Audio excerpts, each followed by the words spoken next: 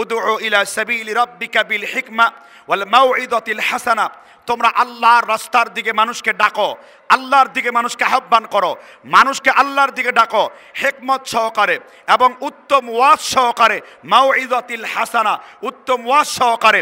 এবং এই দাওয়াত দানকালে যদি কারোর সাথে বিতর্ক করতে হয়, ওয়াজাদিলুহুম বিল্লাতি হিয়া আহসান, তোমরা উত্তম পন্থায় বিতর্ক করো, যুগ উত্তীর্ণ পন্থায় বিতর্ক করো, একেবারে মারমুখী পন্থায় নয়, একেবারে স্লোথ পন্থায় নয়, তোমরা মধ্যম পন্থায় মানুষের সাথে বিতর্ক করো। আল্লাহ সুবহানাহু ওয়া তাআলা কোরআন কারীমে আমাদের জন্য এই অথরিটি বর্ণনা করেছেন, বলেন সুবহানাল্লাহ। এই জন্য আমরা তাবলীগ করব হিকমতের সাথে, উত্তম ওয়াজ নসিহত সহকারে। তাবলীগ করার গুরুত্ব কি আল্লাহ সূরা মায়েদা আলোচনা করেছেন। সূরা মায়েদার 64 নম্বর আয়াতে আল্লাহ বলেছেন, ইয়া আইয়ুহার রাসূল বাল্লিগ মা উনজিলা ইলাইকা মির রাব্বিক, হে আল্লাহর নবী, আমি আপনার উপরে যা নাজিল করেছি আপনি কেবল তার তাবলীগ করুন। বাল্লিগ মা উনজিলা ইলাইকা মির রাব্বিক, আল্লাহ মায়ে আম ব্যবহার করেছেন, আল্লাহ যা নাজিল করেছেন অর্থাৎ কোরআনুল কারীমে। এই আয়াতের ব্যাখ্যায় ইবনে আব্বাস রাদিয়াল্লাহু তাআলা আনহু বলেছেন, ওয়া দীনুল্লাযী জাআত বিহি ওয়া তাহলিলিল হালালি ওয়া তাহরিমিল হারামি। ইমামে কুরতুবী আল জামিউ লিল আহকামিল কোরআনের 4th খণ্ডের মিসরি ছাপ 153 পৃষ্ঠায় লিখেছেন, আল্লাহ যা ঈমান এবং ইসলামের কাজের মধ্যে আল্লাহ যা আপনার জন্য হালাল করেছেন, আল্লাহ যা আপনার জন্য হারাম করেছেন, এমন প্রত্যেকটা জিনিসের আদেশ নির্দেশের এই কাজগুলোকেই বলা হয় ইসলামের দৃষ্টিতে তাবলীগ। এবং যে এই কাজগুলোকে করাবে তাদেরকে বলা হবে মুবাল্লিগ। এবং এই তাবলীগ করা এটা আমাদের জন্য ফরজ। সাধারণত কিছু তাবলীগ করা আমাদের জন্য ফরজে কিফায়া, কিন্তু যেই তাবলীগ মানুষকে তাওহীদ শিখাবে, দ্বীন শিখাবে, উসুল শিখাবে, উলুম শিখাবে, শিরক থেকে বর্জন করা শিখাবে, বিদআতের ব্যাপারে মানুষকে শিক্ষা দিবে, সুন্নাতের দিকে নূরুস সুন্নতি ওয়া যুলমাতুল বিদআতি, সুন্নতের অন্ধকার আলোকবর্তিকার দিকে মানুষকে ডাকবে এবং বিদআতের অন্ধকারকে যারা বুলন্ডিত করবে ইত্যাদি কাজের জ্ঞান অর্জন করে মানুষের কাছে আল্লাহ এবং তার রাসূলুল্লাহর কথাগুলো পৌঁছে দেওয়ার নাম হলো শরীয়তের দৃষ্টিতে তাবলীগ। এবং যে করবে তাকে বলা হয় মুবাল্লিগ, বলেন না ঠিক কিনা? এবং সেই তাবলীগ কিভাবে করতে হবে আল্লাহ প্রথমে এই আয়াতে জানিয়ে দিয়েছেন। এই মর্মে একখানা হাদিস আপনাদের সকলের ঠোঁটে ঠোঁটে মুখস্থ আছে। 60 জনের বেশি সাহাবী এই হাদিসটি বর্ণনা করেছেন, 70-এর বেশি কিতাবে এই হাদিসটি আনা হয়েছে। আল্লামা আনোয়ার শাহ কাশ্মীরি, যিনি হানাফিদের বিখ্যাত আলেম, জগৎ বিখ্যাত, তিনি শারাহ লিখেছেন, বুখারীর ব্যাখ্যা লিখেছেন। ফাইজুল বারীর 972 নম্বরের 1 নম্বর খণ্ডে হাদিসটি এনেছেন। বুখারী, মুসলিম, আবু দাউদ অনেক কিতাবে হাদিস এসেছে, মিশকাতেও এসেছে।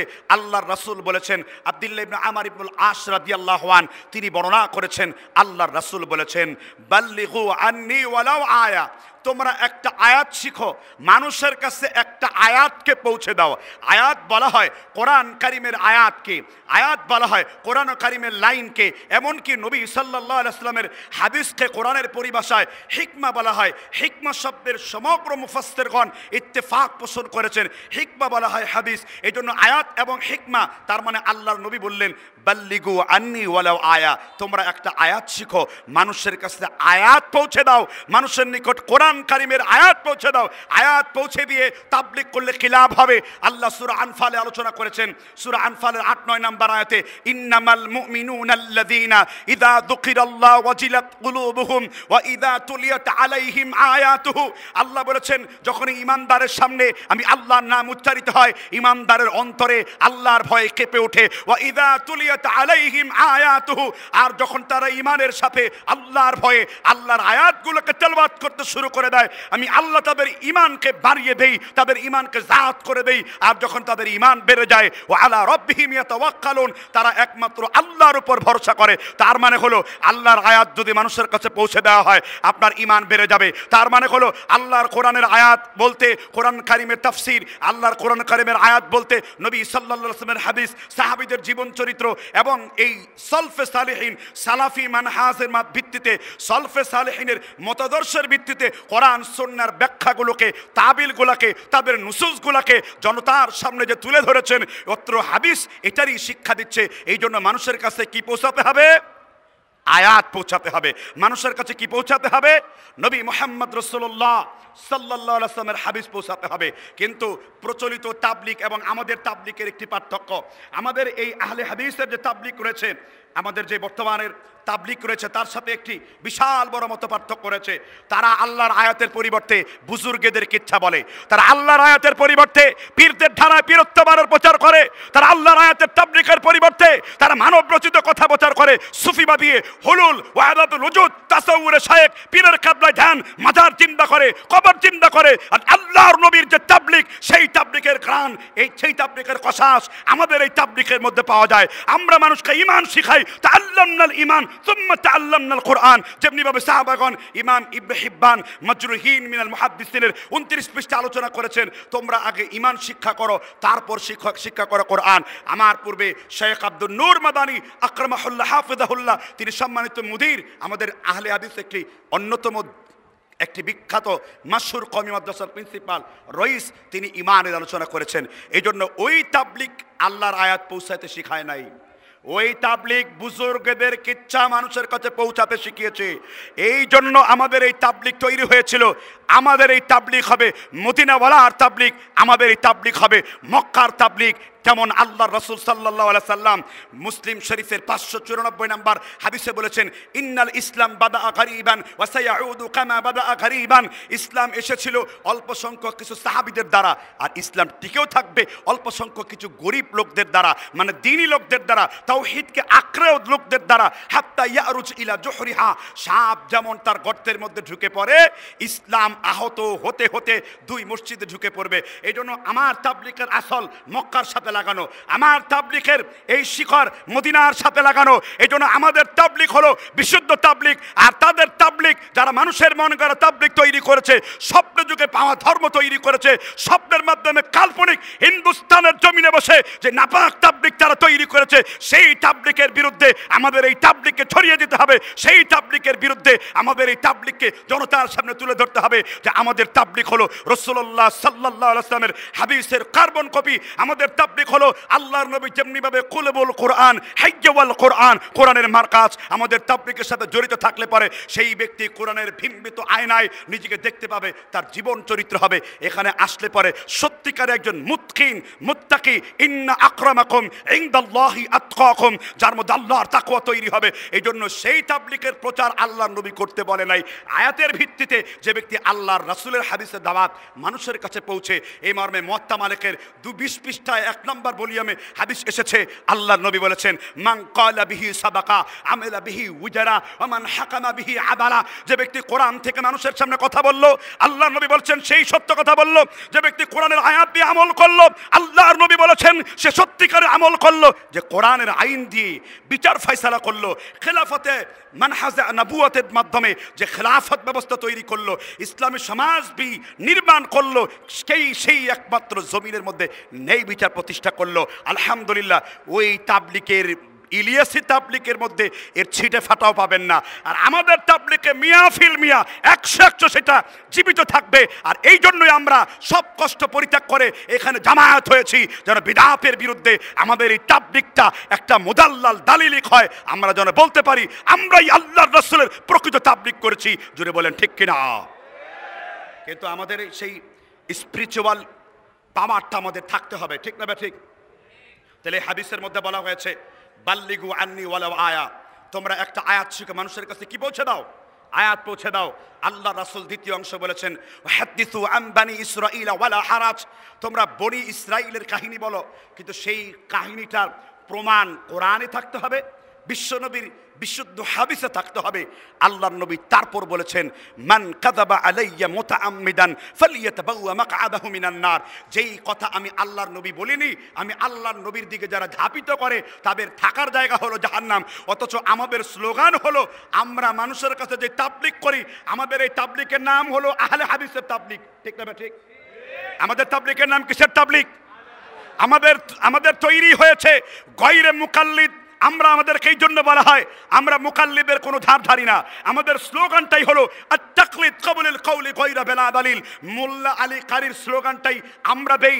আপনাদের ইমাম আল্লামা বদরুদ্দিন আইরি তার হেদায়ার ব্যাখ্যা গ্রন্থের 110 পৃষ্ঠা বিনিয়ার মধ্যে লিখেছেন, নিঃসন্দেহে ফাল মুকাল্লিদু জাহলুন মুকাল্লিদু দুহলুন মুকাল্লিদু সাবিয়ুন মুকাল্লিদু গবিয়ুন। একজন মাযহাবপন্থী, একজন মুকাল্লিদ, কোনো ইমামপন্থী, কোনো পীরপন্থী, সেই ব্যক্তি মূর্খ হয়, সেই ব্যক্তি গবি হয়, তার কোনো মেধা থাকতে পারে না। আর আপনাদেরই যার কাছ থেকে দলিল গ্রহণ করেছেন সেই হাফেজ ইবনুল বার, তিনি আলোচনা করেছেন তাকলিদ সম্পর্কে, লা ফারকা বাইনাল মুকাল্লিদ ওয়াল বাহিমা, একজন পশুর সাথে আরেকজন মুকাল্লিদের কোনো পার্থক্য নাই। আর আমরা শুধুমাত্র একজনের মুকাল্লিদ, আমরা শুধুমাত্র একজনের অনুসারী, আমাদের ইমাম শুধু একজনই, যাকে আমরা হাসরের ময়দানে পাবো, যাকে আমরা শাফায়াতে কুবরায় পাবো, যাকে মানলে পরে জান্নাতের 8টা দরজা খুলে যাবে, যাকে মানলে পরে আল্লাহ নিজে আমাদেরকে সেই সম্মানে ভূষিত করবেন, তিনি আমার নবী সাহাবে শরিয়ত মুহাম্মদ রাসূলুল্লাহ সাল্লাল্লাহু আলাইহি ওয়াসাল্লাম।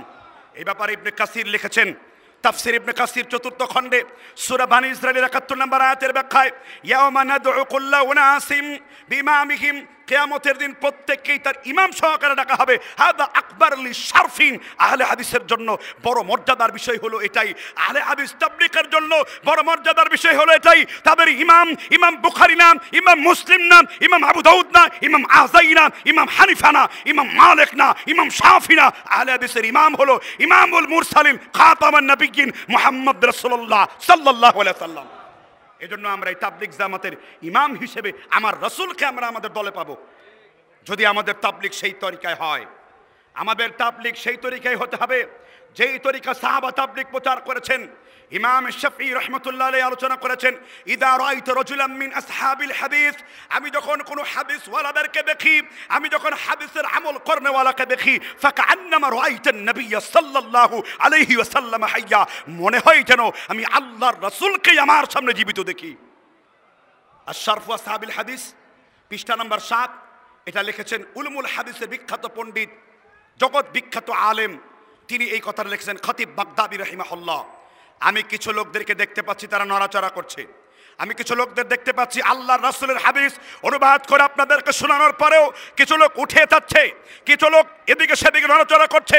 আল্লাহর নবীর হাদিস যখনই আপনার কাছে পৌঁছবে, আল্লাহর হায়াতের বিভীষিকাময় শক্তির সম্মোহন যখনই আপনার সামনে পড়বে, ওয়া ইদা কুরিয়াল কুরআন ফাসতামিউ লাহু ওয়া আনসিতু, ইবনে কাসির তাফসীর করেছেন আনসিতু নাহাউ আনিল কালামি, কথা বন্ধ করতে হবে, মনোযোগ দিয়ে কোরআনের কথা শুনতে হবে, মনোযোগ দিয়ে রাসূলের হাদিস শুনতে হবে। লাআল্লাকুম তুরহামুন, আশা করা যায় তোমরা আল্লাহর পক্ষ থেকে রহমতের বাড়িধারা তোমাদের উপর আল্লাহ নাজিল করে দেবেন। তাহলে নড়াচড়া করা যাবে? তাহলে এই তাবলীগের গুরুত্ব কি বোঝা যাচ্ছে? ওই তাবলীগের সাথে আমাদের তাবলীগের মধ্যে পার্থক্য আছে না নাই?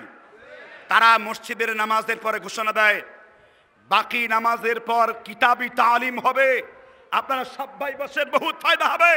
আর আমরাও ঘোষণা দিই, আমাদের তাবলীগ ঘোষণা দেয়, এখানে দেওয়া আছে 10 মিনিট কোন কিতাবের তালিম করতে হবে, কোন হাদিসের তালিম করতে হবে। এখানে পৃষ্ঠা বাই পৃষ্ঠায় উস্তাদ মুফতি মনিরউদ্দিন চমৎকার করে লিখে দিয়েছেন, এখানে কিভাবে আপনি কতক্ষণ কি করবেন, জামাত বদ্ধ হয়ে কি দোয়া পড়বেন, আপনি সকাল 9টা থেকে 11টা পর্যন্ত কিভাবে কোরআনের তাজবিদ শিখবেন, আপনি নামাজের দোয়া কিভাবে শিখবেন। আর প্রতিটি হবে সনদের ভিত্তিতে, মতনের ভিত্তিতে, সনদের ইল্লাত মুক্ত, মাতানের ইল্লাত মুক্ত দলিলের ভিত্তিতে। আর তারা পরে বাকি নামাজ বোধ কিতাবে তালিম হবে, সেই কিতাবের 1লা পৃষ্ঠার মধ্যেই ভুল বলে। এত বড় বুজুর্গের সন্তুষ্টির বিধানের বলে আমার পরকালে নাজাত হবে বলিয়া আমি উক্ত কাজে সচেষ্ট হই। আর আমাদের কিতাবে লেখা আছে আমরা এই তাবলীগ করি একমাত্র কার জন্য? কার সন্তুষ্টির জন্য? আল্লাহর সন্তুষ্টির জন্য। দুর্বল একটি বর্ণনা এসেছে, আল্লাহর নবী বলেছেন আহাব্বা লিল্লাহি তাআলা ওয়া আবগাদা লিল্লাহি তাআলা ওয়া মানা লিল্লাহি তাআলা, কাউকে ভালোবাসো আল্লাহর জন্য, কাউকে ঘৃণা করো আল্লাহর জন্য, কাউকে কিছু দান করো আল্লাহর জন্য। আপনি যা কিছু করবেন কার জন্য? কোরআনের আয়াত পরে অর্থ তো ভিতরে ঢুকে না। রাসূল বলেছেন কিয়ামতের পূর্বে পশ্চিম দিক থেকে একটা দল বের হবে, আর ভারত হলো মদিনা থেকে পূর্ব থেকে একটা দল বের হবে, তারা কোরআন পড়বে কিন্তু কোরআনের অক্ষর তাদের গলার নিচে ঢুকবে না। ওয়ালা ইউজাউইজ হানাজিরাহুম, তারা কোরআন পড়বে, এই কোরআনের গলার নিচ দিয়ে তাদের কোরআন ঢুকবে না। তারা কোরআন শুনলে হিংস্র, বাঘের চাইতে হিংস্র হবে। আর আমাদের ভাইরা কোরআনের দাওয়াত না দিলে, হাদিসের দাওয়াত না দিলে সেখানে বসে না, আর তাদের সামনে কোরআন পড়লে তারা খুব ক্ষেপে যায়, প্রচলিত ওই তাবলীগের লোকেরা। ঠিক না বা ঠিক? আমাদের সব কিতাবে লেখা আছে উৎসর্গ কার নামে করিলাম, লেখা আছে আল্লাহর কিতাব আল্লাহর নামেই উৎসর্গ করিলাম। আর আল্লাহ আমারে শিখাই দিয়েছেন সূরা আনআমের মধ্যে, কুল ইন্না সালাতি ওয়া নুসুকি ওয়া মাহইয়ায়া ওয়া মামাতি লিল্লাহি রাব্বিল আলামিন। নবী আপনি বলুন, আমি আল্লাহর জন্য নামাজ, আমি আল্লাহর জন্য কুরবানি, আমি আল্লাহর জন্য জীবন, আমি আল্লাহর জন্য মরণ। আমার জীবন, আমার কুরবানি, আমার মরণ সবকিছু কার জন্য? আল্লাহর জন্য। সূরা বাকারা 21 নম্বর আয়াতে আল্লাহ বলেছেন, ইয়া আইয়ুহান নাসু ইবুদু রাব্বাকুমুল্লাযী খালাকাকুম ওয়াল্লাযীনা মিন ক্বাবলিকুম লাআল্লাকুম তাত্তাকুন। এখানে আল্লাহর নবীকেও ইবাদত করার জন্য বলা হয়েছে। কাজেই সেই প্রচলিত তাবলীগের সাথে আমাদের তাবলীগের মত পার্থক্য আছে না নাই? সেটা কি আপনারা করতে পেরেছেন? আপনার সমাজে কি মসজিদে আল্লাহর কিতাবের তালিম হয়? হয় না। আল্লাহর কিতাবের মধ্যে মাকড়সার বাসা পড়ে গেছে, আর তাদের লেখা ভারতের তৈরি করা বুজুর্গের কিতাব মসজিদের মধ্যে বসে পড়ছে। ঠিক না ঠিক? যেই কিতাবের শুরুই হয়েছে, আমাদের উসুল হয়েছে, উসুলটা নিয়েছি আল্লাহ এবং তার রাসূল সাহাবী থেকে। তারা উসুল নিয়েছে স্বপ্নের মারফতে। স্বপ্নে শয়তান যেমন দেওয়ানবাগী পীরকে বিভ্রান্ত করেছে, স্বপ্নে শয়তান যেমন অমুক বাগী তমুক বাগীর পীরকে বিভ্রান্ত করেছে, স্বপ্নে তেমনি ভাবে এই সমস্ত ভারতের তাওহীনদেরকেও স্বপ্নে তাদের বিভ্রান্ত করেছে।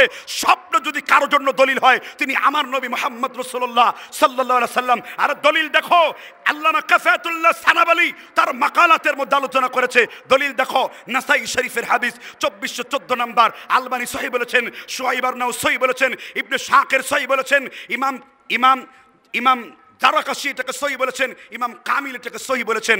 আল্লাহর নবী মুহাম্মদ রাসূলুল্লাহ বলেছেন, মান রানি ফিল মানামি ফাকাদ রানি। কেউ যদি আমি রসুলকে স্বপ্ন দেখে, সত্যই যেন কাকে দেখে? রসুলকে দেখে। মান রানি ফিল মানামি, কেউ যদি স্বপ্ন যুগে রসুলকে দেখে, সে সত্যই কাকে দেখে? রসুলকে দেখে। ইন্না শাইতান লা ইয়াতাসাওয়ার, কারণ শয়তান আমি আল্লাহর রাসূলের রূপ ধরতে পারে না। তাহলে ইলিয়াস তাবলীগ বিভ্রান্ত হলো কিভাবে? তারা দলিল দিয়েছে এটা, শয়তান আল্লাহর নবীর রূপ ধরতে পারে না, এটা তো ঠিক, হাদিস যেহেতু আছে বিশ্বাস করি। কিন্তু শয়তান নিজের রূপ ধরতে বলতে পারে আমি আল্লাহর নবী। ঠিক না ঠিক? কারণ আল্লাহর রাসূলের চুল কেমন, দেখতে কেমন, লম্বা কেমন, ত্বক কেমন, মুখ কেমন, সব কিছু যারা সরাসরি দেখেছে তারা হলো নবী সাল্লাল্লাহু আলাইহি সাল্লামের সাহাবা। আর স্বপ্ন থেকে প্রাপ্ত কোনো বুজুর্গের তৈরি করা কালেমা, নামাজ, এলেম, জিকির, একরামুল মুসলিমিন, তাসিয়ে নিয়ত, এই যে 6 উসুল তারা পেয়েছে। আসার আগে আজরাইল, চলে যাও কাকরাইল, যদি চাও বাঁচতে চলে এসো গাছতে। কোথায় পেলেন এই দলিল আপনারা? কোথায় পেয়েছেন এই দলিল আপনারা? আর আমরা যে দলিল দিয়েছি, বুনিয়াল ইসলাম আলা খামসিন, ইসলামের মূল স্তম্ভ 5টি। আরে আমরা তো এই 5 উসুলের দাওয়াত দিয়ে শেষ করতে পারছি না, নতুন করে আবার কিসের 6 উসুল যুক্ত করা? এই উসুল পেয়েছো কোথায় তোমরা? ঠিক না ঠিক? আর আল্লাহর নবী মুহাম্মদ রাসূলুল্লাহ তার জবানিতে বলছেন, রিয়াদুস সালিহিন মুসলিমের বর্ণনায় 551 নম্বর হাদিস, মান আমিলা আমালান লাইসা আলাইহি আমরুনা ফাহুয়া রাদ্দুন। আল্লাহর নবী বলেছেন, কেউ এমন কোন আমল করলো যেই আমল আল্লাহর রাসূলের সাথে মিলল না, সেই আমল বাতিল, প্রত্যাখ্যান বলে যুক্ত হবে, প্রত্যাখ্যান বলে গণ্য হবে। ঠিক না ঠিক? এজন্য সেই তাবলীগের সাথে আমাদের এই তাবলীগের এই জায়গায় বিশাল বড় একটা মত পার্থক্য। তারা দূরবীন লাগিয়েছে বুজুর্গের, তাদের কিতাবের মধ্যে কত রকমের অসভ্যতম কথা লেখা আছে, অশ্লীল কথা পর্যন্ত লেখা আছে। তাদের ফাজাইল হজের এবং ফাজাইল দরুদে এবং ফাজাইল আমলের, ফাজাইল নামাজ, ফাজাইল জিকিরের 255 পৃষ্ঠায় লেখা আছে, একজন যুবক প্রায় সময় চক্ষু মুদিয়া মাওলার জান্নাত আর জাহান্নাম দেখতে পাইতো। তখন যুবককে প্রশ্ন করলো, আমার মা এখন কোথায় আছে? কয়, তোমার মা তো এখন জাহান্নামে গেছে, তাহলে জান্নাতে কিভাবে যাবে? কয়, আমার কাছে 70,000 কালেমা আছে, অর্থাৎ লা ইলাহা ইল্লাল্লাহ আছে, আমি জিকির করে তোমার মার জন্য ডিপ ফ্রিজে ভরে রেখেছি, এটা বক্সায় দিলে তোমার মা হয়তো জান্নাতে যাবে। তিনি বক্সায় দিলেন, এবার চক্ষু মুদলেন, বললেন, এখন তোমার মা কোথায় আছে? কয়, তোমার মা এই কালেমার বদলতে এখন সে জান্নাতের মধ্যে চলে গেছে। এই কথাগুলো তাদের কিতাবে লেখা আছে। আরে ভাই, জান্নাত জাহান্নাম যাকে আল্লাহ দেখিয়েছেন তিনি মুহাম্মদ রাসূলুল্লাহ সাল্লাল্লাহু আলাইহি ওয়াসাল্লাম আল্লাহর ইচ্ছায় তিনি দেখেছেন উসরিয়া লাইলাতান, রাতে মেরাজ করলাম, তলাতু ফিন নারি, জাহান্নামের মধ্যে উকি দিলাম, আবার তলাতু ফিল জান্নাতি, জান্নাতের মধ্যে উকি দিলাম। আল্লাহর হুকুমে, আল্লাহর ইচ্ছায় আল্লাহর নবী জান্নাত দেখেছেন, জাহান্নাম দেখেছেন। আল্লাহর নবীর পরিবর্তে অন্য কেউ কখনো জান্নাত আর জাহান্নাম দেখতে পায় না। সুতরাং এই যুবকের আলোচনা তো দূর কি বাত হয়। এগুলো কোথা থেকে পেয়েছেন আপনারা? আমরা আহলে হাদিস, তাবলিগ ইসলাম এটা কখনো শিখায় না। কাউকে মৌজু হাদিস বর্ণনা করে তাকে এইদিকে নিয়ে আসতে হবে। আহলে হাদিস তাবলিগ শিখায় হাদিস হলেই চলবে না। আল ইসনাদু মিনাদ-দ্বীন লাউলা ইসনাদ মান শাআ মা শাআ। মুসলিম শরীফের মুকদ্দমে এসেছে 7 নম্বর পৃষ্ঠায় ইবনুল মুবারক রাহিমাহুল্লাহর কওল নকল করেছেন ইমাম মুসলিম, যে ইসলাম হলো, সনদ হলো দ্বীনের অন্তর্ভুক্ত। আল ইসনাদ মিনাদ-দ্বীন, সনদ হলো দ্বীনের অন্তর্ভুক্ত। লাউলা ইসনাদ, যদি সনদ না থাকতো। এই জন্য আহলে হাদিসরা সনদ খুঁজে, হাদিস পাইলেই খালি আমল করে না। তোমাদের বইতে খালি বুজুর্গের কিচ্ছা বললেই চলে, সাপের কিচ্ছা বললেই চলে, রুটির কিচ্ছা বললেই চলে, তোমাদের পীরের জানায় বাঘের কিচ্ছা, ভাই মাসের কিচ্ছা বললেই চলে। কিন্তু আমাদের জানায় কিচ্ছা বললে চলে না, কোরআন বলতে হবে, হাদিস বলতে হবে, নাহলে আমাদের সাধারণ জনগণও এইসব আস্থা করে ছুঁড়ে মারে। জোরে বলো ঠিক না বা ঠিক? যেমনি ভাবে তোমরা মুসান্নাফে আবি সাহেবার দলিল দাও, মুসান্নাফে আবি সাহেবার দাবা ইব্রাহিম উসমান ইবনে আবি সাহেবা বলেছেন, হানাফি মাযহাবের একজন বড় আলেম আহলে হাদিস একজন জাহেলের চাইতেও অত্যন্ত দুর্বল। কেননা আহলে হাদিসের একজন ফাসেক ব্যক্তিও একজন হানাফি মাযহাবের ইমামের চাইতে তার মর্তবা আল্লাহর কাছে অনেক বড়। ভাই এই কথা আমি বলি নাই, এই কথা বলেছেন মুসান্নাফে আবি সাহেবা, যার হাওয়ালা আপনারা দেন, যার হাওয়ালা দিয়ে তাহতা সুররাত নিজেরা বানাইছেন হাদিস, যার হাওয়ালা দিয়ে বিভ্রান্ত করেছেন তিনি এই কথা বলেছেন। সুতরাং আমি প্রকৃত আহলে হাদিস হওয়ার কথা বলছি। আপনার এই তাবলিগ করার কোনো মূল্য নেই যদি এই তাবলিগ করে আপনার দাড়ি না লম্বা না হয়, এই তাবলিগ করে যদি মসজিদে আপনি জামাতে পাবন্দি না হন, এই তাবলিগ করে যদি আপনি তাবিজ ছাড়তে না পারেন, এই তাবলিগ করে যদি মানব রচিত বিধিবিধান ছাড়তে না পারেন, এই তাবলিগ করে যদি আপনি আখিরাতের সাথে নিজের একটা সম্পর্ক তৈরি করতে না পারেন, এই তাবলিগের কোনো মূল্য হবে না। আমাদের তাবলিগ হতে হবে রাসূলুল্লাহর তাবলিগের আদলে, সাহাবীদের তাবলিগের আদলে, ইমামগণের তাবলিগের আদলে। ঠিক না বেঠিক? জোরে বলেন ঠিক না বেঠিক? এটা আপনারা নির্ণয় করবেন। আমার কাজ হলো, আল্লাহ সূরা বানী ইসরাঈল আলোচনা করেছেন, কদ জাআকুম বাসাইর মির রাব্বিক ফামান আবসারা ফালিনাফস। আল্লাহর পক্ষ থেকে যেই বুরহান, যেই দলিল, যে আলোকবর্তিকা তোমার কাছে এসেছে, জাতির সামনে তুমি শুধু তা তুলে ধরো। কেউ যদি সত্যটা মানিয়া লয়, নিজের জন্য মানিয়া লইবে, ওমান আমিয়া ফাআলাইহা। আর কেউ যদি দলিল দেখে অন্ধ সাজে, কোরআন দেখালাম, হাদিস দেখালাম, সাহাবীদের জীবন দেখালাম, সনদ দেখালাম, মতন দেখালাম, ফতোয়া দেখালাম, উলুম দেখালাম, উসুল দেখালাম, ইমাম দেখালাম, সাহাবী দেখালাম, এরপরও যদি সে না মানে আপনি তাকে বাধ্য করবেন না। আমাদের তাবলিগ ইসলাম কাউকে বাধ্য করতে শিখায় না। আমাকে আল্লাহ কোরআনে শিখিয়েছেন, লা ইকরাহা ফিদ্দিন ক্বাদ তাবায়্যানা রুশদু মিনাল গায়য়্যি। ইসলাম কোনো জবরদস্তির ধর্ম নয়, ইসলাম হলো মধ্যমপন্থী ধর্ম। ওয়া কাযালিকা জাআলনা উম্মাতান ওয়াসাত। আর আল্লাহর রাসূল বলেছেন, ওয়া খায়রুল উমুরি আওসাতুহা। আমার উম্মত যেন মধ্যমপন্থা হয়। আর মধ্যমপন্থা হলো আপনার কাজ শুধু তাবলিগের কাজের জন্য ছড়িয়ে দেওয়া, যুগ উত্তীর্ণ ভাষায় তাবলিগের কাজ করা। যুগ উত্তীর্ণ ভাষায় দুইজন ব্যক্তি দাওয়াতি কাজ করেছিলেন, আমাদের সালাফদের উজ্জ্বল নক্ষত্র। অ্যাটম বম জঙ্গিদের মতো মারার দরকার পড়ে নাই, কাউকে মেরে ফেলার দরকার পড়ে নাই, কাউকে অস্ত্র ঠেকিয়ে হুমকে দেওয়ার দরকার পড়ে নাই। সেই ব্যক্তির দাওয়াতে আল্লাহ এত তীক্ষ্ণতা দিয়েছেন, কারণ নাম নিয়ে কথা বলার দরকার পড়ে নাই। বেদের শ্লোক পড়েছেন, দাওয়াত দিয়েছেন, গীতার শ্লোক পড়েছেন, দাওয়াত দিয়েছেন, কোরআনের আয়াত পড়েছেন, দাওয়াত দিয়েছেন, সালাফদের কিতাব পড়েছেন, দাওয়াত দিয়েছেন। তার দাওয়াতে ভাসিয়ে নিয়ে গেছে হিন্দুস্তান, পাকিস্তান, বাংলাদেশ, তামাম পৃথিবীর লক্ষ লক্ষ মুসলমানেরা জাকির নায়েকের বক্তব্য শুনে তারা ইসলামের পতাকা তুলে এসেছে। এই জন্য দাওয়াত হতে হবে যুগ উত্তীর্ণ ভাষায়। ঠিক না বেঠিক? দাওয়াত হতে হবে যুগ উত্তীর্ণ ভাষায়, না বাড়াবাড়ি করে, না সারাসারি করে। আপনাকে লাস্তা আলাইহিম বিমুসাইতির ওমা আনা আলাইকুম বিওয়াকিল ওমা আনা আলাইকুম বিহাফিজ। রাসূল আল্লাহ, আমি আপনাকে ইন্সপেক্টর করি নাই, পাহারাদার করি নাই, উকিল করি নাই। আপনার কাজ হলো মানুষের সামনে দলিল ভিত্তিক কাজ পৌঁছে দেওয়া। ঠিক না ঠিক? আর আমাদের কিছু ব্যক্তিগত ত্রুটি আছে, কিরকম জানেন? দাওয়াতি কাজ করতে গেলে অপমান যদি সহ্য করতে না পারেন, দাওয়াতি কাজ করতে গেলে যদি বাতিলের গালি হজম করতে না পারেন, দাওয়াতি কাজ করতে গেলে যদি নিজের মাতৃভূমিতে বাধার সম্মুখীন না হন, দাওয়াতি কাজ করতে গেলে যদি আপনাকে ইহুদি খ্রিস্টানের দালাল না বলে, দাওয়াতি কাজ করতে গেলে যদি আপনাকে ওয়াহাবি না বলে, দাওয়াতি কাজ করতে গেলে যদি আপনাকে কি বলে এটাকে রাফাইদানি না বলে, রাফাদানি না বলে, দাওয়াতি কাজ করতে গেলে যদি আপনাকে গালি না দেয়, তাহলে বুঝবেন আপনার দাওয়াতে ভেজাল আছে, তাহলে বুঝবেন আপনার দাওয়াত মুহাম্মদ রাসূলুল্লাহ সাল্লাল্লাহু আলাইহি ওয়াসাল্লামের দাওয়াত না। আর কোরআন কারীমে আল্লাহ সূরা ইয়াসিনের 33 নম্বর আয়াতে বলেছেন, ইয়া হাসরাতান আলাল ইবাদি মা ইয়াতিহিম মির রাসূলিন ইল্লা কানু বিহি ইস্তাহজিউন। এমন কোন নবী আম্বিয়া আসেনি যাদেরকে দাওয়াত দেওয়ার জন্য লাঞ্ছিত না করা হয়েছে। কাজে আপনি যদি সেই তাওহীদের দাওয়াত দেন, ইবনে তাইমিয়ার মতো একটা তালাকের মাসআলা বলার জন্য 3 তালাক ওর 1 তালাক হয়, তিনি এই মাসআলা বলার জন্য 27 বছর দামেস্কের কারাগারে জেল খেটেছেন। তিনি 27 বছর জেল খেটেছেন ঠিকই, কিন্তু বাতিলের সাথে তিনি আপোষ করেননি।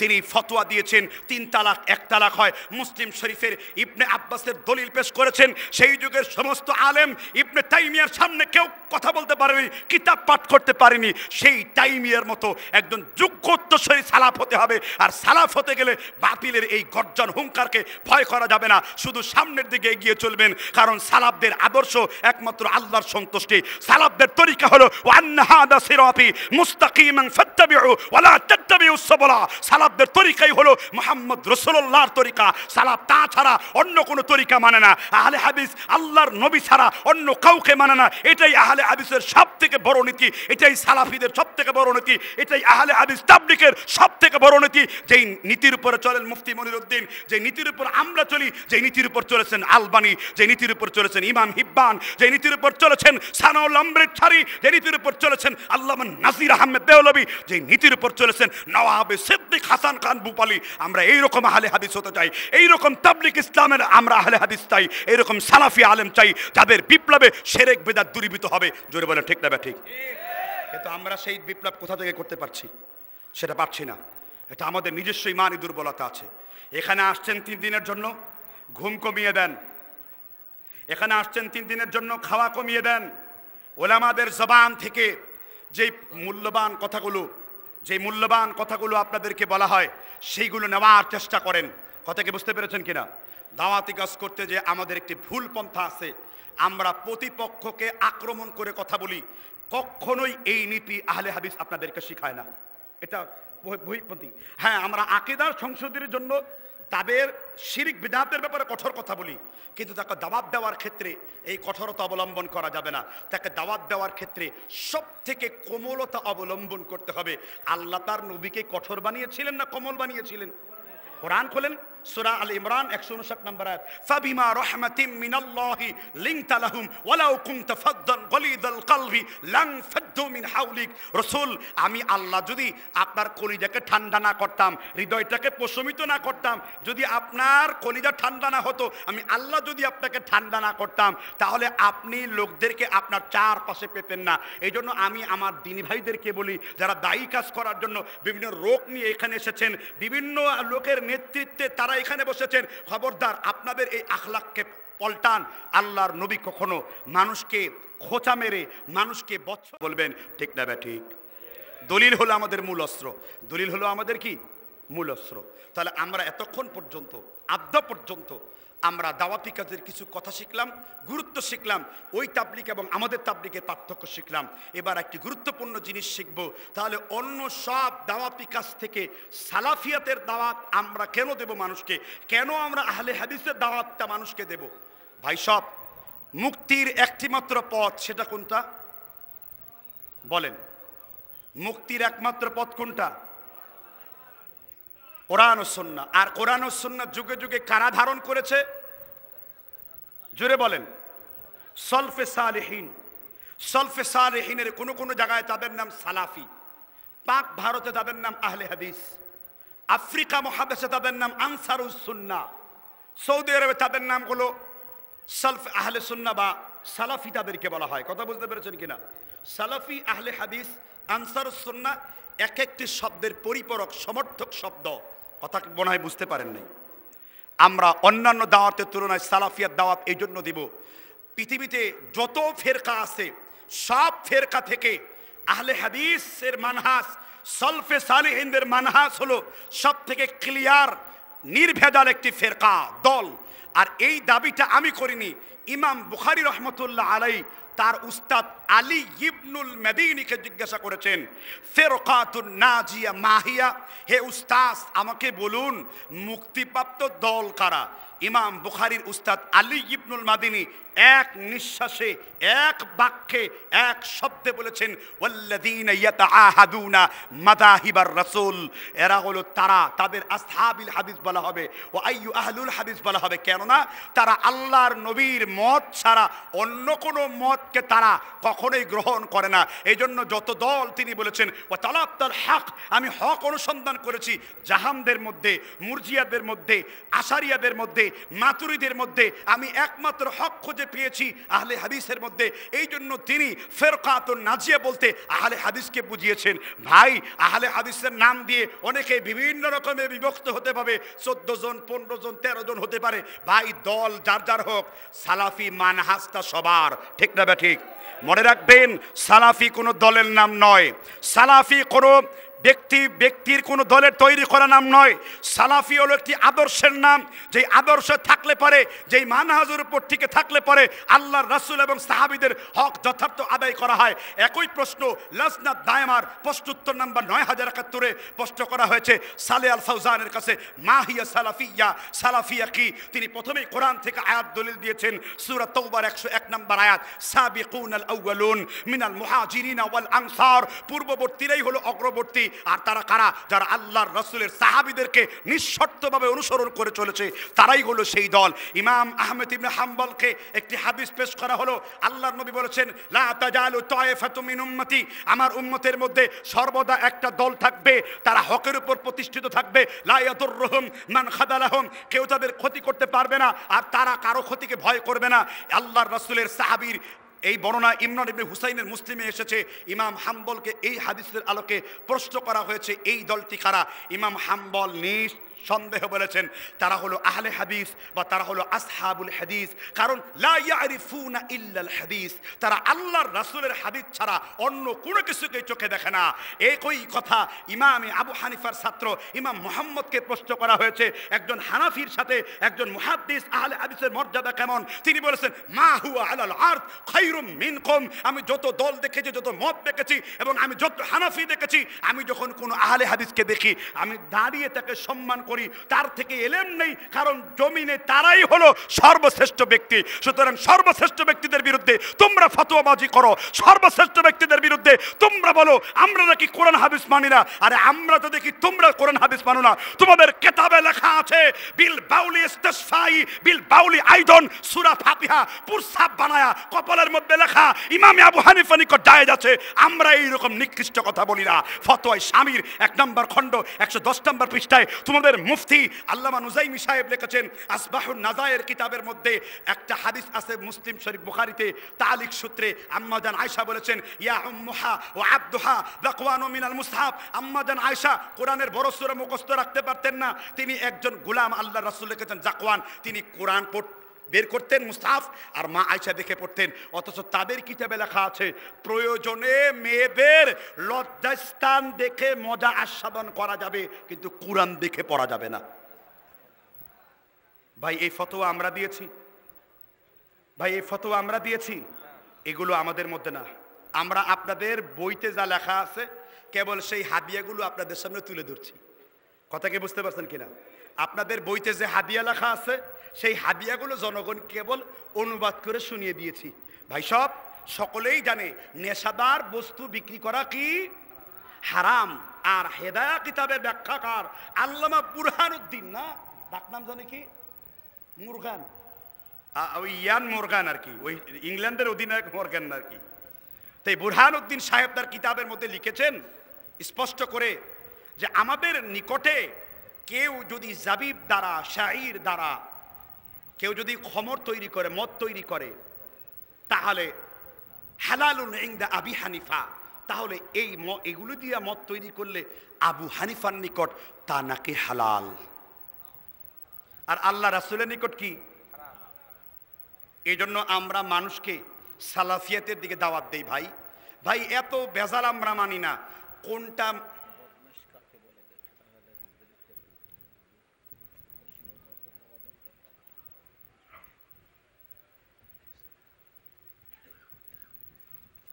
ও আরেকটি উত্তম উত্তম কথা এসেছে, শেখ আমাকে দিলেন, শুনবেন না আপনারা?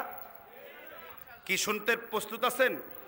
আমি কিন্তু আপনাদের মধ্যে আজকে, হুজুর এত সুন্দর সকালে জিব্রাইলের কি দরকার একটু বলেন তো দেখি, এখন জিব্রাইলের কথা কেমনে করে বলবো?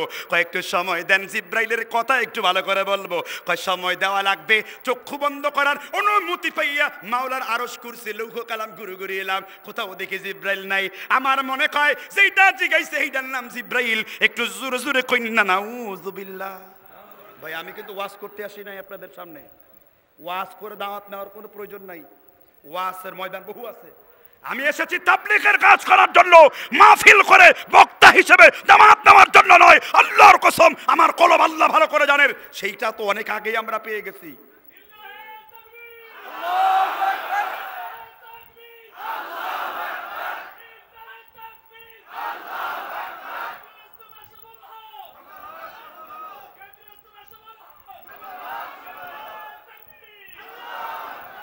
জনৈক এক ব্যক্তি কুখ্যাত কুলাঙ্গার প্রশ্ন করেছে যে আমরা নিজেদেরকে মুসলিম বলবো। কোরআন কারীমে আল্লাহ তাআলা বলেছেন, ওমান আহসানু কাওলাম মিম্মান দাআ ইলাল্লাহি ওয়া আমিলা সালিহান ওয়া ক্বালা ইন্নানি মিনাল মুসলিমিন।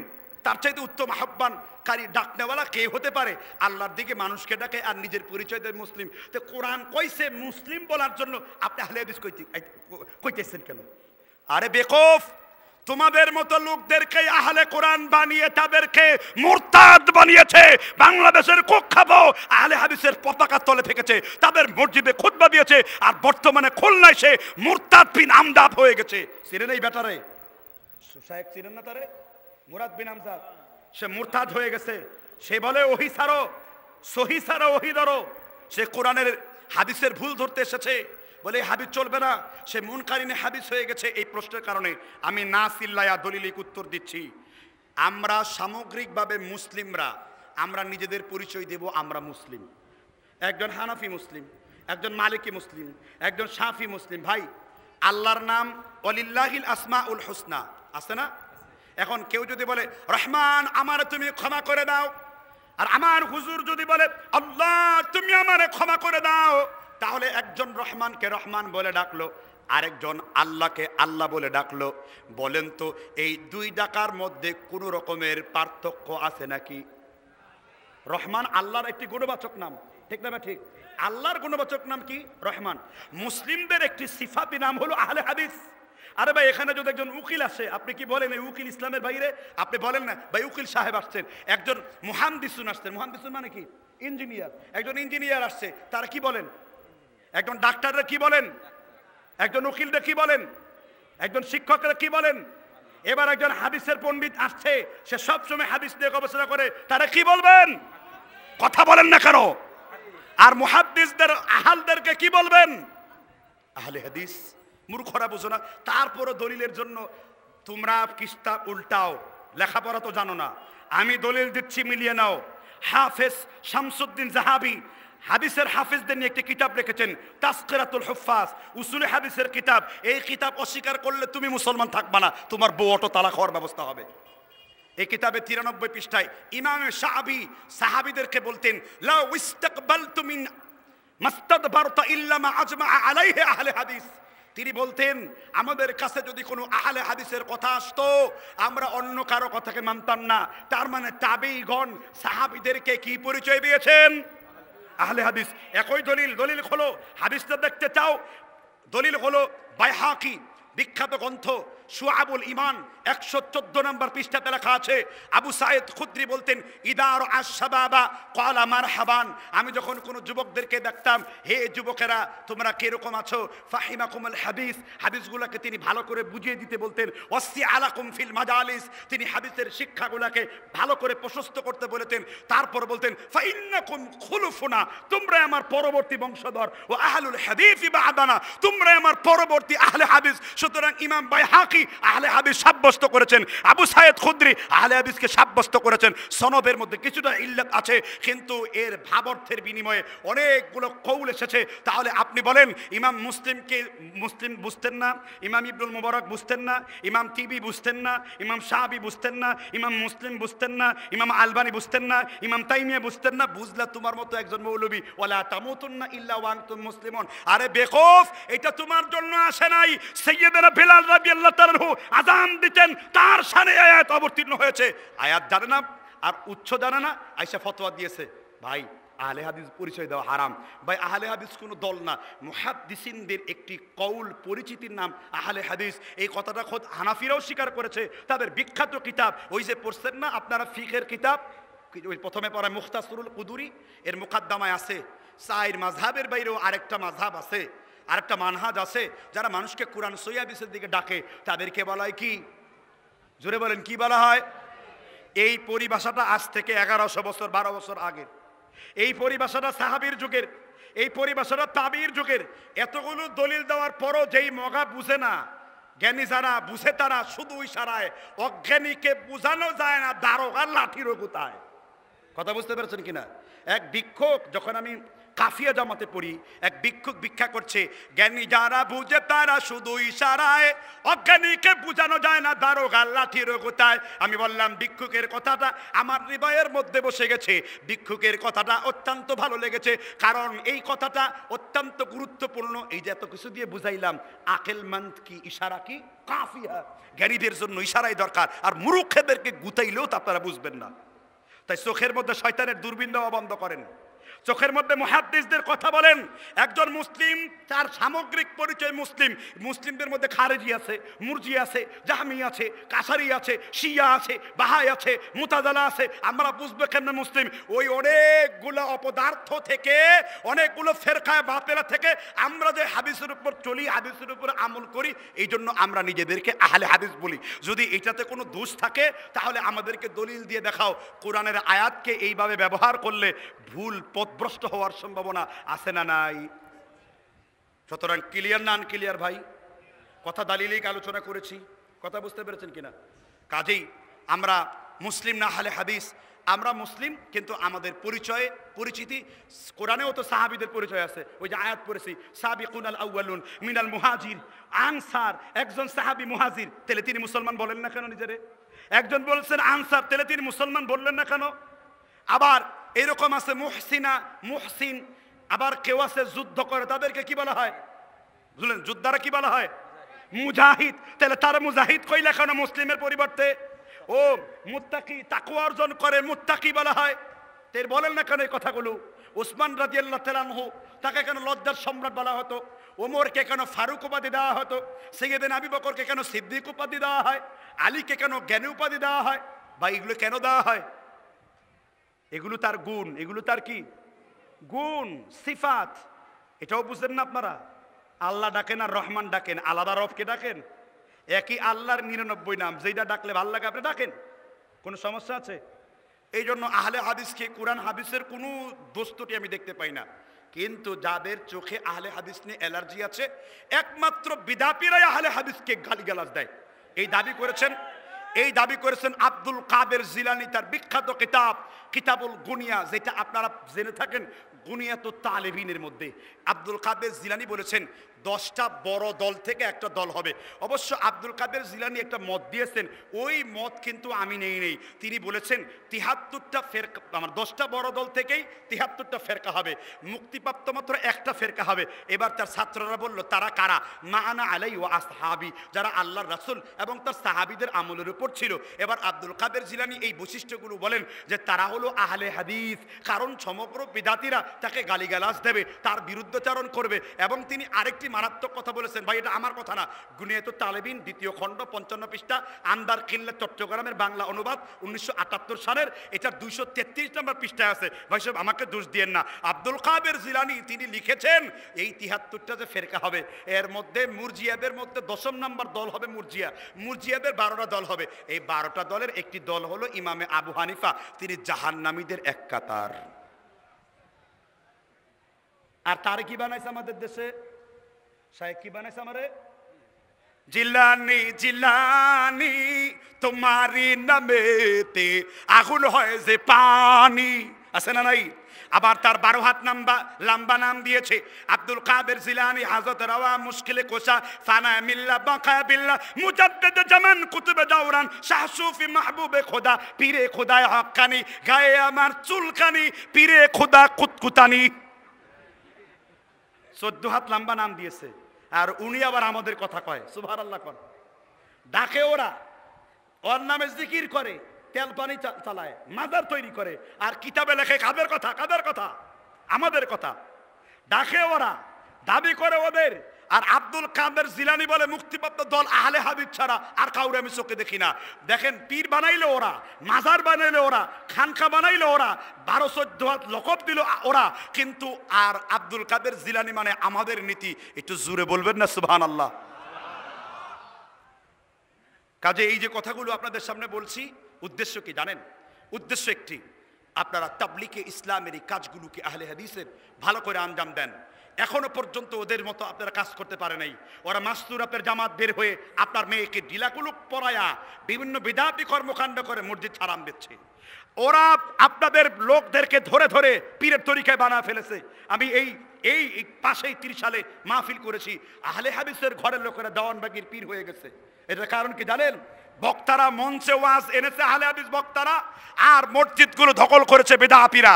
এখন আপনার ছেলে মেয়েরা ওই মসজিদে নামাজ পড়তে যায়, আর ওদের তাবলীগের ছায়া একটু ডাল ভাত খেয়ে খুব ভালো লাগে, যে মনে হয় খুব সুন্দর একটা জিন্দেগি গুজার করতেছি, আর ওদের দলের মধ্যে ঢুকে যায়। ওর কারণ আমাদের তাবলীগ বন্ধ থাকার কারণে। আপনাদেরকে আল্লাহর আয়াতগুলো দৃষ্টিগোচর হয় না? কুনতুম খায়রা উম্মাতিন উখরিজাত লিন-নাস তা'মুরুনা বিল মা'রুফি ওয়া তানহাউনা আনিল মুনকারি। আমাদের তোমাদের উম্মত সমূহের মধ্যে তোমাদেরকে শ্রেষ্ঠ উম্মত বানানো হয়েছে এই জন্য তোমরা ভালো কাজে মানুষকে আদেশ করো, আর মন্দ কাজে মানুষকে নিষেধ করো, বাধা প্রদান করো। তাহলে আপনাদের আদেশ কোথায়? আপনাদের তাবলীগ ইসলামের দাওয়াত কোথায়? কোথায় আপনাদের ঘরের থেকে লোকজন 3 দিন 4 দিনে বের হয়? খালি এই কয়েকটা জেলার মধ্যেই সীমাবদ্ধ থাকলে হবে না, বাংলাদেশের প্রতিটি প্রান্তরে প্রান্তরে পৌঁছে দিতে হবে। যেমনিভাবে আব্দুল্লাহ ইবনে মাসউদ রাদিয়াল্লাহু তাআলা আনহু বলেছেন, আল জামাআ মা ওয়াফাকাল হক ইন কুনতা ওয়াহদাক। পৃথিবীর যে কোনো প্রান্তে, যে কোনো এলাকায়, যে কোনো বর্ডারে কেউ যদি আল্লাহ এবং তার রাসূলের হাদিসের উপর আমল করে, সেই তোমাদের দ্বীনি ভাই। আল জামাআতু মা ওয়াফাকাল হক ইন কুনতা ওয়াহদাক। মসজিদের মধ্যে ঢুকে দেখেছেন কোন লোক সহি তরিকায় নামাজ পড়ে না, আপনি একাই নামাজ পড়েন, আপনি একাই ইসলাম, একাই আল জামাআ। কোন লোক মাজারে সাজদা ছাড়া বাঁচতে পারে না, আপনি বাঁচেন না, আপনি একাই একমাত্র আল জামা। আল জামাআ মা ওয়াফাকাল হক ইন কুনতা ওয়াহদাক। ইবনে মাসউদ বলেছেন, পৃথিবীর যে কোনো প্রান্তরে কেউ হকের উপর আমল করে না, তুমি একাই আমল করো, তুমি একাই হকের উপর প্রতিষ্ঠিত। বলেন না সুবহানাল্লাহ? কথা কি সংশয়টা ক্লিয়ার হয়েছে? আমরা দৃঢ়তার সাথে নিজেদের পরিচয় কি দিতে পারি? আহলে হাদিস। তবে এই কথা সত্য, দাড়ি কেটে এই পরিচয় দিয়ে লজ্জা পায়েন না। নিজের স্ত্রীকে রাস্তাঘাটে হাঁটিয়ে এই পরিচয় দিয়ে লজ্জা পায়েন না। এনজিও ফেনজিও ব্রাক ডেনজিও পোশাকার মধ্যে সুদের সাথে লেনদেন করে এই পরিচয় দিয়ে লজ্জা পায়েন না। জমিনকে কোনটি দিয়ে রেহানের নামে সুদ ক্রয় করে আপনারা এই পরিচয় দিয়ে লজ্জা পায়েন না। আপনাদের মতো কুলাঙ্গার নরপিশাচের আহলে হাদিসের দরকার নাই। আহলে হাদিসে এমন লোক দরকার আছে যাদের দ্বারা উম্মাহ খেদমত পাবে, যাদের দ্বারা মানুষের কাছে হক পৌঁছবে, যারা আল্লাহর রাসূলের দ্বীন ইসলামের তাবলীগকে একজন মুবাল্লিগ হয়ে প্রচার করবে। আপনি নিজেরা মুত্তাকি হন, পরহেজগার হন। আমরা বিদআতীদেরকে দেখিয়ে দিতে চাই এটাই হলো নবী সাল্লাল্লাহু আলাইহি ওয়াসাল্লামের তরিকা। কিন্তু যখন তারা দেখে আমাদের ঘরে এই দুরবস্থা, তখন তারা বলে, হ দেখছি তোমাদের তাবলীগ জামাত, তোমরা কেমন। আল্লাহ তাআলা বুঝবার তৌফিক দান করুন। আলোচনাকে লম্বা করব না, শেষ করে দেব।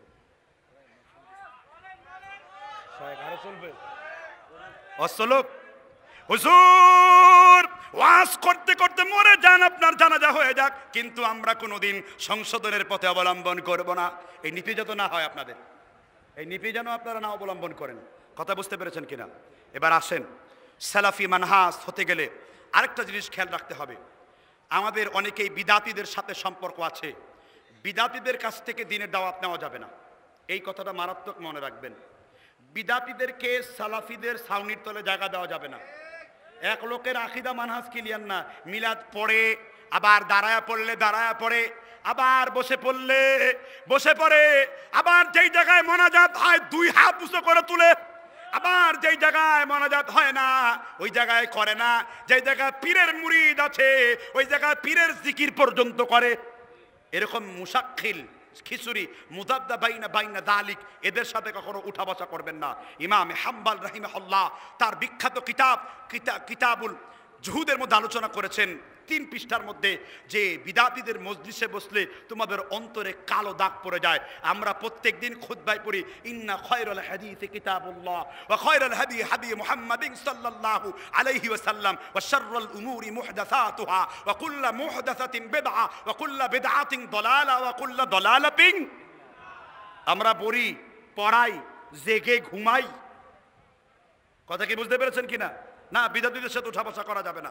আমাদের এই তাবলিগ জামাতগুলো এখান থেকে দেখলাম ছোট মানে সকাল থেকে বিকাল পর্যন্ত কিছু বক্তা, আমি চিনি না ওনাদেরকে, কাসিদা পড়তেছে, গজল, এটা গজলের মাহফিল বানায় ফেলেছে। আর গজলের মাহফিল কেন বানাবেন? আহলে হাদিসের মুখ দিয়ে গজল টজল কেন? এগুলো আহলে হাদিসের মাহফিলের শোভা পায় না।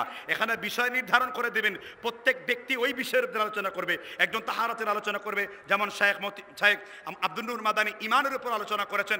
বিষয়ভিত্তিক আলোচনা করলে এই তাবলিগের কাজ বাড়বে। যেই কাজ করলে তাবলিগের কাজ বাড়বে ওই কাজ না কইরা যেই কাজ করলে জনগণ সামনে আসবে, মানুষ যাবে। আমাদেরকে দাওয়াত দেয় কেন জানেন? কোন বক্তার মার্কেট ভালো, কোন বক্তার কি ভালো, কার জনপ্রিয়তা বেশি, বাছাই করে করে তাদেরকে দাওয়াত দেন। হ্যাঁ, এটা দাওয়াতি কাজের একটা কৌশল হতে পারে, এটা খারাপ না। যদি তার আকীদা মানহাজ ভালো হয় আলহামদুলিল্লাহ, কিন্তু এটাই দাওয়াতি কাজের উদ্দেশ্য হওয়া যাবে না। এটা কৌশল হওয়া যাবে, উদ্দেশ্য হওয়া যাবে না। উদ্দেশ্য হলো যারা এখানে আলোচনা করবে তারা যেন ইলম দিয়ে কথাবার্তা বলে, যেন আমাদের কথাবার্তা শুনে ওই জাহেলরা যেন বলতে না পারে তোমাদের লোকেরাও তো বানায় বানায় কিচ্ছা কাহিনী বলে। আমাদের এই মানহাজ কিন্তু কিচ্ছা কাহিনী মুক্ত মানহাজ, ঠিক না বে ঠিক? আমি গুরুত্বের সাথে কথা বলতে চাই, যাদের মানহাজ শুদ্ধ না, যারা, আমি বহু দল দেখেছি, খারেজি দেখেছি, মুরজিয়া দেখেছি, জেএমবি দেখেছি, আনসারুল্লাহ বাংলা টিম দেখেছি, সব টিম দেখেছি, খালি হুদা আবেগে চলে তারা।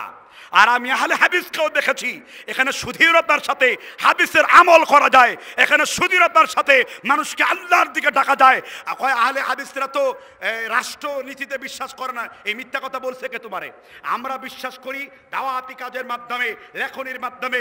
যেই দিন আমার প্রশাসনটা বুঝবে আল্লাহ সম্পর্কে সঠিক জ্ঞান ধারণ করবে, যেই দিন প্রশাসনের বড় বড় নেতা কর্মীরা বুঝবে মুসলিমদের আকীদা এমন হওয়া উচিত, উঁচু কবর না থাকা উচিত, মাজারে সেজদা না হওয়া উচিত, যদি প্রশাসনের শক্তিশালী ব্যক্তিবর্গ, বাংলাদেশের মন্ত্রণালয়ের শক্তিশালী ব্যক্তিবর্গরা যেই দিন কোরআন হাদিসের এই দাওয়াতকে পছন্দ করবে, সেই দিনই কেবল এই আদর্শ বাস্তবায়িত হবে। নচেত আমরা জোরপূর্বক অস্ত্র ধারণ করে এই কাজগুলো করার দ্বারা বিশৃঙ্খলা তৈরি করতে পারবো, আমরা সহিহ হাদিসের কাজকে আর সামনে বাড়তে পারবো না। তাই আজও যদি আমরা কোনো জায়গায় সত্যের প্রতিবাদ করি, আজও যদি আমরা কোনো জায়গায় শিরক বিদআতের কথা বলি, আমাদের কিছু লোকদের ভুলের কারণে আজও আমাদেরকে জঙ্গি বলে তকমা দেওয়া হয়, আজও আমাদেরকে রাজাকার বলে তকমা দেওয়া হয়, আজও আমাদেরকে বিভ্রান্তি বলে তকমা দেওয়া হয়। আমরা এই তকমা থেকে বের হতে চাই। আমরা দেশ এবং জাতিকে বুঝাতে চাই বাংলাদেশের তাবলিগ ইসলাম চরমপন্থা পছন্দ করে না, নরমপন্থা পছন্দ করে না, তারা মধ্যম পন্থা পছন্দ করে। তারা কোরআন এবং হাদিসের আমল কাউকে করতে দেখলে বুকে তুলে নেয়, আবার কাউকে যদি বিদআত করতে দেখে ওয়াক্কারা সাহিবা বিদআতিন ফাকাদ আনা আলা হাদবিল ইসলামী, যে বিদআত করে ইসলামকে ধ্বংস করে তার সাথে তাদের কোনো সম্পর্ক থাকে না। জোরে বলেন ঠিক না ভাই? ঠিক। এজন্য সম্মানিত তাবলিগের দিনী ভাই, আপনাদের প্রতি করজোর করে বলবো, আপনারা কেমন মানহাজ বিশুদ্ধ তাদের বই পুস্তক পড়বেন, আপনারা মানহাজ বিশুদ্ধ তাদের আলোচনাগুলো শুনবেন। মুসলিম শরীফে এসেছে, ইমাম ইবনে সিরিন বলেছেন, ইন্না হাদাল ইলম দীনুন ফানজুরু আম্মান তাখুযুনা দীনাকুম। তোমরা দ্বীনের কন্টেন্ট কার কাছ থেকে নিচ্ছ তোমরা তাকে ভালো করে খেয়াল করো। তোমার শাইখ, তোমার পীর, তোমার মুর্শিদ যাকে দাবি করো তুমি, সে কোন জায়গা থেকে দ্বীনের কথা বলে? বানায় বানায় বলে না, সত্য কথা বলে, এটাই ঐকান্তিক দাবি। এই জন্য আমি মনে করি আমার এই বক্তব্যটা আপনাদের জন্য মাইল ফলক। এবার আসেন আমরা জনগণের সামনে আমরা সর্বপ্রথম কিসের দাওয়াত দেব? বলেন তো, আমরা কিসের দাওয়াত দেব? কিসের দাওয়াত দেব? বলেন কিসের দাওয়াত দেব? তাওহীদের দাওয়াত দেব। তাওহীদ ভাই কত প্রকার? দুইজন বললেন, বাকিদের তাওহীদ নাই। না, এটা বলতে পারেন না। বুকে হাত বাঁধার দলিল মুখস্থ করেছি, পায়ে পায়ে দাঁড়ানোর দলিল মুখস্থ করেছি, আমিন ধরে আসতের দলিল শুধু মুখস্থ করেছি, কিন্তু তাওহীদের আলোচনায় আমরা জানি না। আমাদের ওইগুলো করতে হবে আমলগুলো তাসহিহ করার জন্য, কিন্তু তাওহীদের দাওয়াত শেখার জন্য তাবলীগের সাথে সম্পর্ক করতে হবে, তাবলীগ ইসলামের সাথে জুড়তে হবে। এই 1 ঘন্টার ওয়াজ করে জাতির আকীদা পরিবর্তন করা যাবে না। ঘরে ঘরে তাবলীগের কাজ করে জাতির আকীদা পরিবর্তন করতে হবে। কেননা আল্লাহর নবী মদিনায় সর্বপ্রথম তাবলীগের কাজ করে টার্গেট করে করে জনগণকে সেইখানে দিয়েছে। আপনি হয়তো মনে করেছেন যে আমার এলাকার প্রভাবশালী লোকেরা, এমপি মন্ত্রী চেয়ারম্যানেরা, উপজেলা পরিষদের লোকেরা যদি তাবলীগ গ্রহণ করে তাহলে আমার তাবলীগে ইসলাম অল্প দিনের মধ্যে তৈরি হয়ে যাবে। এই চিন্তা রাসূলুল্লাহ সাল্লাল্লাহু আলাইহি ওয়াসাল্লাম করছিলেন। একজন অন্ধ সাহাবা, ও তার ইমামতি আবার হানাফিরা পছন্দ করে না। কথা বুঝেন নাই বোধহয়। হেদায়া কিতাবে লিখে রাখছে যে অন্ধের ইমামতের পিছনে নামাজ পড়া কি মাকরুহ, কি দুরস্ত নাই, মাকরুহ। আর আল্লাহর রাসূল সাল্লাল্লাহু আলাইহি ওয়াসাল্লাম অন্ধ ব্যক্তিকে ইমামত দিয়েছেন। তিনি কে? আব্দুল্লাহ ইবনে মাখতুম রাদিয়াল্লাহু আনহু। তার শানে কোন সূরা নাজিল হয়েছে? সূরা আবাসার বেশ কয়েকটি আয়াত, আবাসা ওয়া তাওয়াল্লা, এখান থেকে নাজিল হয়েছে। মানে রাসূলের কাছে এই অন্ধ লোক গেছে, রাসূল আপনি আমাকে কিছু নসিহত করুন, আমি শুনে যেন সংশোধন হয়ে যায়। রাসূল চিন্তা করলেন এত বড় বড় উতবা সাহেবা কাফেরদের লিডারদের দলে তারা দাওয়াতে আসলে তাড়াতাড়ি পৌঁছাবে, কিন্তু আল্লাহ রাসূল তারা গুরুত্ব দেয় নাই। এই আয়াতগুলো নাজিল হওয়ার পরে তিনি এসে বলেছেন, হে আব্দুল্লাহ ইবনে মাখতুম, আহলান সাহলান, তোমাকে ইসলামের জন্য মারহাবান।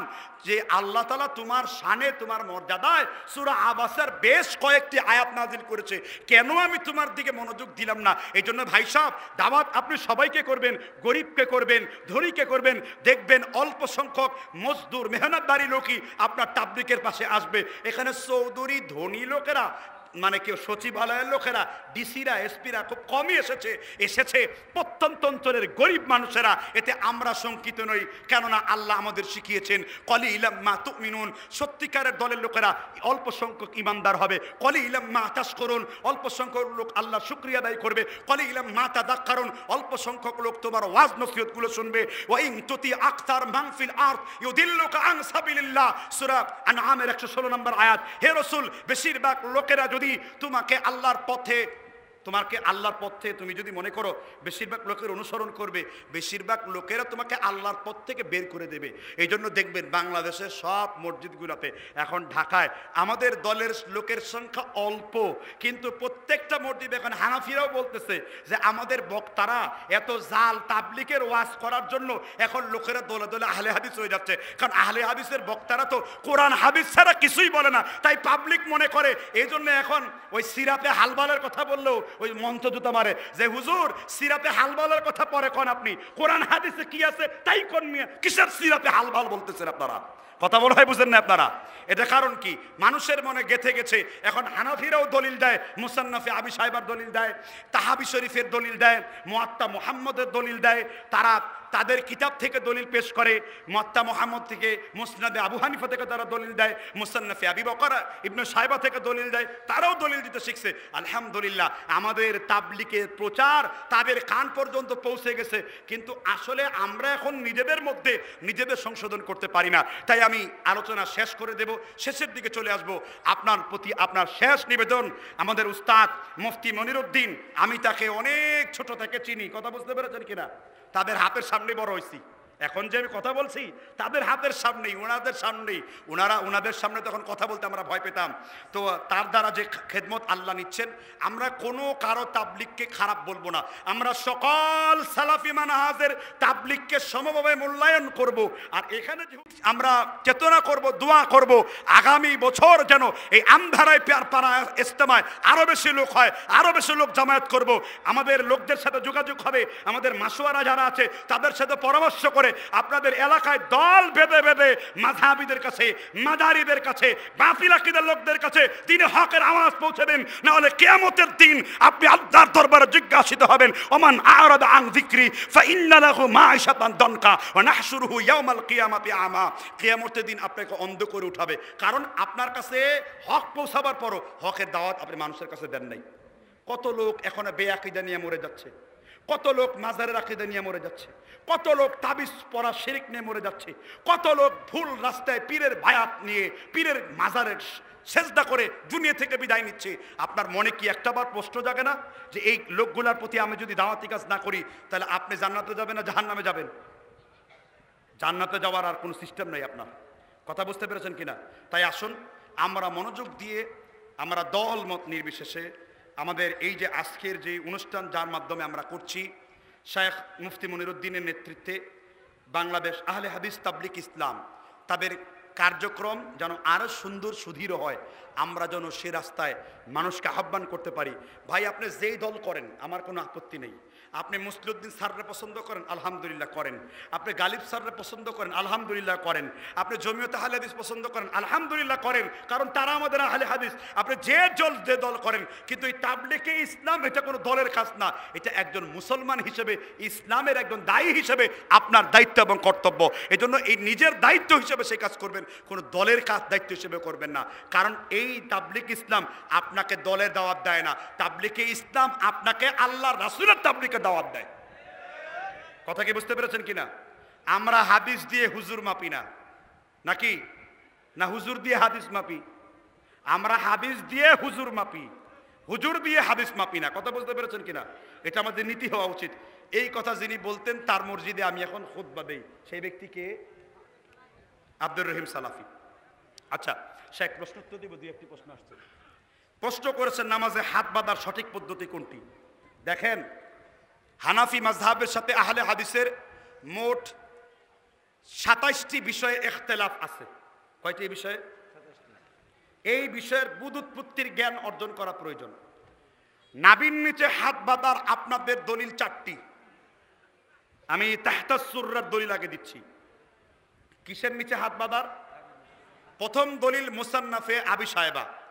আমার কাছে মুসান্নাফে আবি সাহেবার অত্যন্ত পুরাতন নুসকা আছে, 550 হিজরির আগের নুসকা সংগ্রহ করেছি। সেইখানে হাত বাঁধার কথা আছে, ডান কবজি বাম কবজির উপরে। তাহতাস সুররা শব্দটি আলী রাদিয়াল্লাহু তাআলা থেকে যে বর্ণনা, এটা মুসান্নাফে আবি সাহেবার মধ্যে আসে নাই। কুতলুবুক হানাফি নামের একজন ব্যক্তি 697 হিজরিতে সর্বপ্রথম নাভির নিচে হাত বাঁধার কথাটি ঢুকিয়ে কিতাবের মধ্যে জালিয়াতি করেছে। আর সম্প্রতি 2006 সালে যে মুসান্নাফে আবি সাহেবা ছড়ানো হয়েছে আউয়ামা তাহকিক, সেখানে নাভির নিচে হাত বাঁধার কথা আছে। আমি দৃঢ়তার সাথে বলছি, আকাশের নিচে জমিনের উপরে মায়ের যদি 1 ফুটা দুধ পান আপনি করে থাকেন, গায়রে মাজরুর কোন রাবির দুষ্ত্রুটি ব্যতীত, আমি চ্যালেঞ্জের সাথে বলছি, 1 লক্ষ 2 লক্ষ নয়, 1 কোটি টাকার চ্যালেঞ্জ তার সাথে বসতে রাজি আছি, নাভির নিচে হাত বাঁধার কোনো একটি সহি দলিল কোরআন হাদিসের মধ্যে নাই, একটি দলিল নেই। আর দলিল বলতে হাদিস সহি হতে হবে, দলিল বলতে শুধু হাদিসের কিতাবে থাকলেই হবে না। আরে হাদিসের কিতাবে মা কানা মুহাম্মাদুন আবা হাবিম মির রিজালিকুম, এই আয়াতের ব্যাখ্যায় জারির তাবারি একখানা হাদিস এনেছেন, সমগ্র রাবি শেখা, শুধুমাত্র আমাস একজন মুদাল্লিস রাবি। বলা হয়েছে আল্লাহর নবীর পালক পুত্র যায়েদ ইবনে হারেসার ঘরে গেলেন, তার স্ত্রীর পায়ে থেকে একটু কাপড় সরে গেল, আল্লাহর নবীর দৃষ্টি ওইখানে গেল। আল্লাহর নবী বললেন, যায়েদ তোমার স্ত্রীর প্রতি আমার খায়েশ চলে আসছে, তালাক দাও, তাকে আমি বিয়ে করব। নাস্তিকরা এই হাদিস বার করে বলে, আরে তোমাদের নবীর চরিত্র নাই। এখন হানাফিদের বলি, তোমরাই না বলেছো দুর্বল হাদিসের আমল করা আমাদের কাছে হুজ্জত, তাহলে আমি বলি দুর্বল হাদিস দিয়ে আমার নবীর চরিত্র ঠিকানো যায় না, দুর্বল হাদিস দিয়ে আমার নবীর চরিত্র ঠিক রাখা যায় না, কিন্তু সহিহ হাদিস দিয়ে আমার নবী খুলুকে আযীম, আমার নবীর চরিত্র দিয়ে প্রশ্নই তোলা যায় না।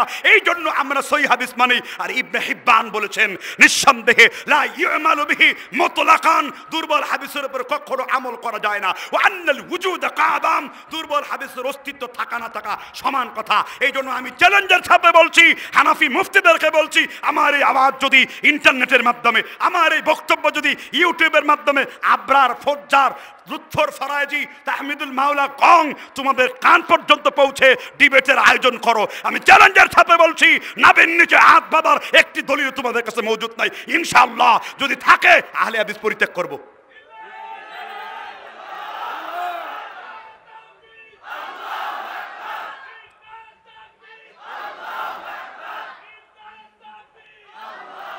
এবার বুকের উপরে হাত বাঁধা দলিল দিয়েছেন। আমরা তাউস থেকে ওয়াদা ইয়াদিহি লিমনা ওয়াল ইসরা আলা সাদরিহি, ডান হাত বাম হাতের উপর রেখে সহিহ সনদে হাদিস দেই, কিন্তু ইজহুল আবিল্লাহ লেখা আছে হানাফি মাযহাবের উসুল যে মুরসাল হাদিস দিয়ে দলিল দেওয়া যাবে না। ভাই সব মুসনাদে আহমদের মধ্যে এই হাদিসের রাবিকে তাউসের পরে যে সাহাবার নাম বাদ পড়েছে, আমরা তা তন্ন তন্ন করে উদ্ঘাটন করে বার করেছি। তিনি হলেন রাসূলুল্লাহর জলিল কদর সাহাবা কাবিসা ইবনে হাল রাদিয়াল্লাহু আন। তিনি দেখেছেন আল্লাহর নবী ডান হাতের উপর বাম হাত রেখে বুকের উপর হাত বেঁধেছেন। যদিও সেটা আবু দাউদে সংক্ষেপ আছে, কিন্তু এর বিস্তারিত আছে মুসনাদ আহমদের মধ্যে।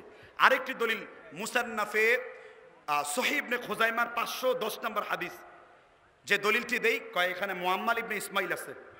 সেই মুআম্মাল ইবনে ইসমাইল হলেন ইমাম যাহাবীর নিকট দঈফ, ইমাম ইবনে হাজারের নিকট কাসীরুল খাতা, অনেক পরিমাণে ভুল করতেন।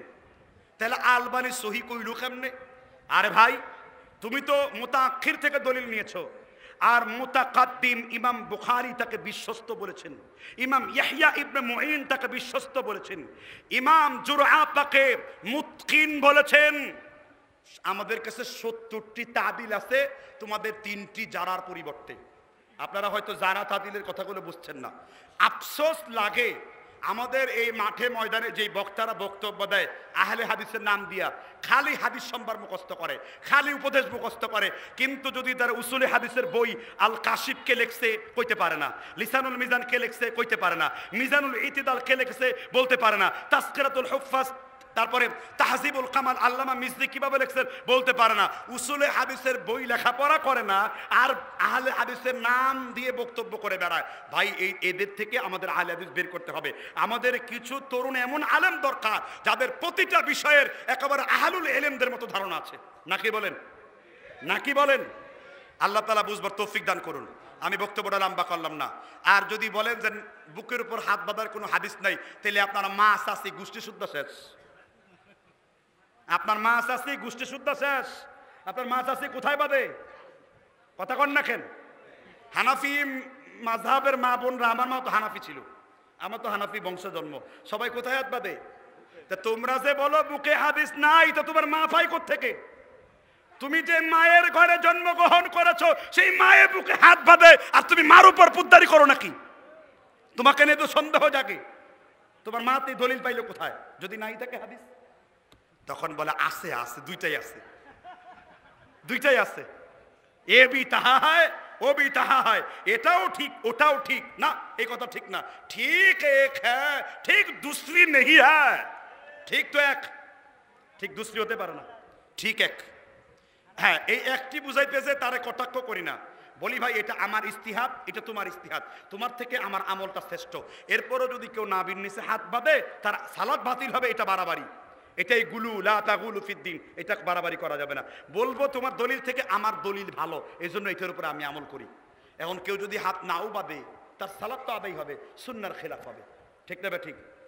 আমরা বাড়াবাড়ি করবো না। দিন মে গুলু হ্যাঁ, দিনের মধ্যে কোনো বাড়াবাড়ি করবো না।